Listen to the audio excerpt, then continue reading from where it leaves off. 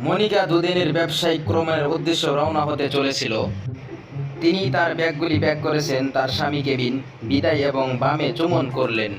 Kevin তাকে অনেক miss করেছিলেন এবং তাই ছবিগুলি ইনস্টাগ্রামে আপলোড করা শুরু করছিলেন। তার স্ত্রী দুদিনে ফিরে এসেছিলেন। আপনি কি সিদ্ধান্ত নিতে পারেন এটি মনিকার কিনা?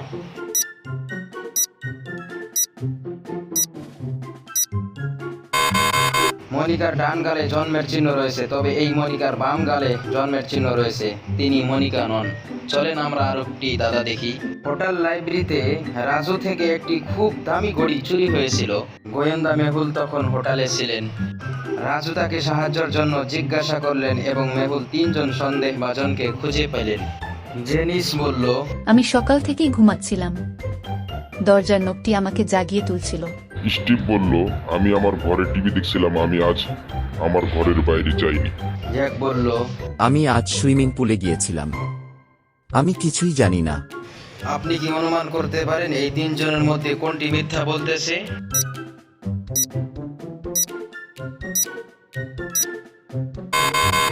জেনিস বলেছিলেন যে তিনি কেবল ঘুম থেকে উঠেছিলেন, তবে তার বিছানা পুরোপুরি সেট হয়ে গেছে। কিভাবে সম্ভব? সে মিথ্যা কথা বলেছে। চলুন আমরা আরেকটি দাদা দেখি। একজন ডাক্তার ক্লিনিকে অবর্ধনাবিদ অসুস্থ এবং ছুটিতে ছিলেন। এ কারণে ক্লিনিকটি বিশৃঙ্খলা ছিল। ক্লিনিকের ভিতরে প্রচুর লোক ছিল। হঠাৎ ডাক্তার এসে ঘোষণা করলেন যে কেউ তার ঘড়িটি চুরি করেছে। গোয়েন্দা মেহুল চোরকে খুঁজতে ক্লিনিকে পৌঁছেছিলেন। ডাক্তার বলেছিলেন, আমি আজ খুব ব্যস্ত ছিলাম, আমি আমার ঘড়িটি কোথায় রেখেছি তা মনে নেই। মেহুল তিনজন সন্দেহভাজনকে চিহ্নিত করে তাদের জিজ্ঞাসাবাদ করলেন। প্রথম সন্দেহভাজন বলল, আমি সবে মাত্র ক্লিনিকে পৌঁছেছি। আমি কিছুই চুরি করিনি। দ্বিতীয় সন্দেহভাজন বলল, আমার অ্যাপয়েন্টমেন্ট পরে ছিল, তাই আমি আমার পালাটির অপেক্ষা করছিলাম। তৃতীয় সন্দেহভাজন বলল, আমি কখনোই অভ্যর্থনাবিদের ট্যাক্সের কাছে যাইনি। আমি ঘড়িটি কিভাবে চুরি করব? এই তিনজনের মধ্যে কে ডাক্তারের ঘড়ি চুরি করেছে?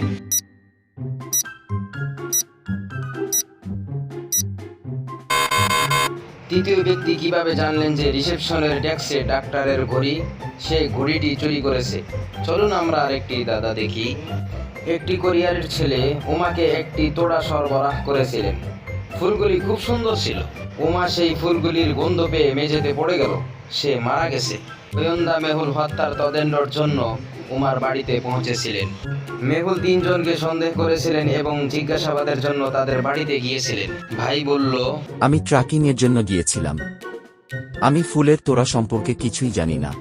বন্ধু বলল, আমি বাগানের গাছগুলি পরিষ্কার এবং ছাঁটাই করছিলাম। প্রতিবেশী বলল, আমি সকাল থেকেই অফিসে ছিলাম।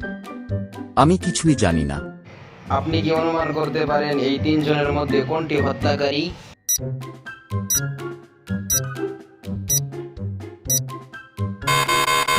উমার দ্বারা প্রাপ্ত ফুলগুলি প্রতিবেশীর বাগানে দেখা যায়। সে তাকে হত্যা করেছিল।